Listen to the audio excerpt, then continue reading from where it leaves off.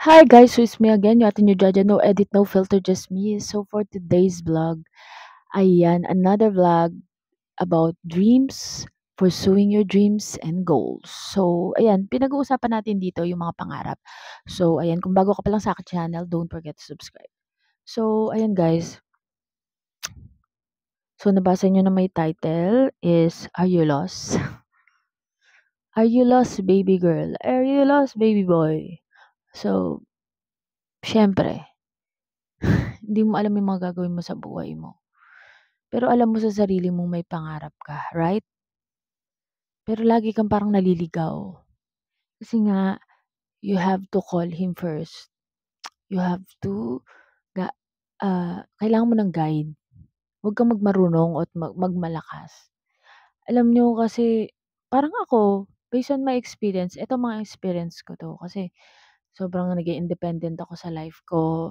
Nakakaya ko lagi mag-isa. Lumalaban ako sa life.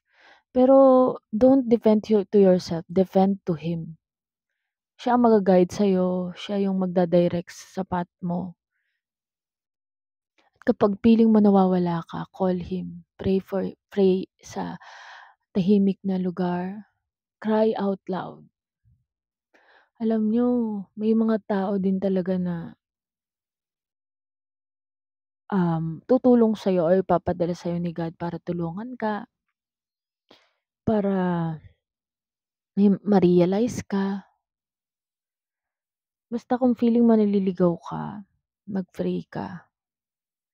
Malalaman mo rin kung ano yung para sa'yo.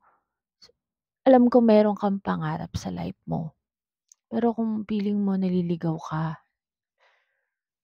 mag-pray ka lang and halimbawa hindi mo alam yung tunay na gusto mo sa life mo.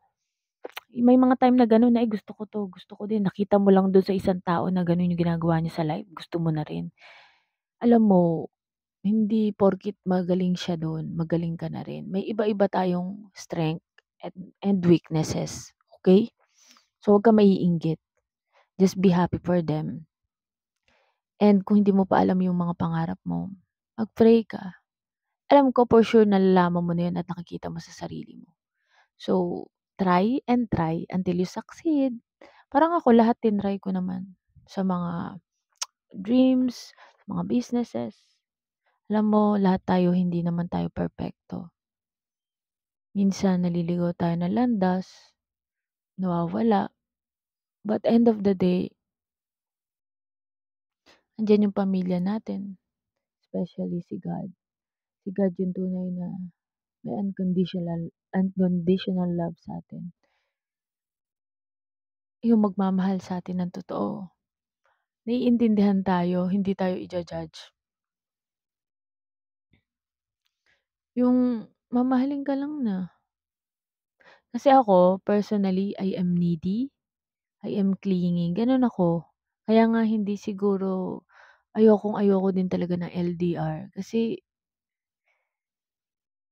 siguro, kailangan ng practice, kailangan paghusayan. I mean, kailangan talaga kayanin. Pero yung para sa akin, ayoko talaga. Sobrang hirap. Masasaktan lang. Charot. Anyway, kung kung nararanasan mo yung mga bagay na yan, kung feeling mo naliligaw ka, mag-pray ka, okay? Kailangan mo yan. Tandaan mo. Maabot mo yung pangarap mo kung may mag-guide sa'yo at siya yun, okay? Don't forget to share this and like and subscribe. Bye! See you in my next vlog.